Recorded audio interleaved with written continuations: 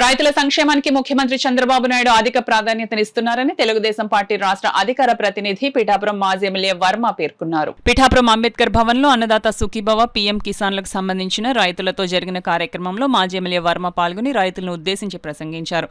కాగా పిఠాపురం నియోజకవర్గానికి సంబంధించి సుమారు 23,000 మంది రైతులకు వారి ఖాతాల్లోకి సుమారు 13 కోట్ల రూపాయలు జమ కానున్నాయని అధికారులు తెలిపారు.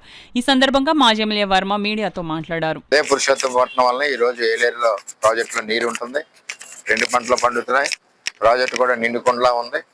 మరి ఇంతే కాకుండా ఎప్పుడు కూడా వరదలకు మునిగిపోయే మన పిఠాపురాన్ని ఆ రోజు కలెక్టర్ ఆఫీసులో మేము గట్టిగా పోరాడడం జరిగింది.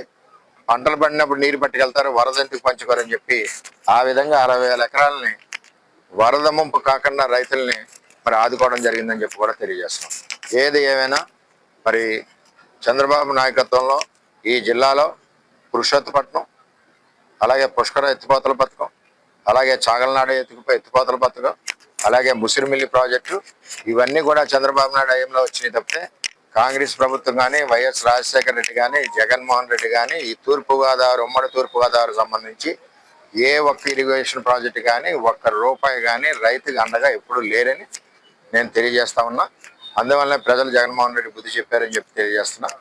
రైతు పక్షపాతి చంద్రబాబు ఈవేళ అందరికీ కూడా రైతులకు ఇచ్చిన మాట ప్రకారం కూటమి ప్రభుత్వంలో 3 పార్టీలు ఇచ్చిన మాట ప్రకారం 20,000 రైతన్నలకు పడినందుకు పిఠాపురం నియోజకవర్గం తరఫున చంద్రబాబు నాయుడు గారికి ధన్యవాదాలు.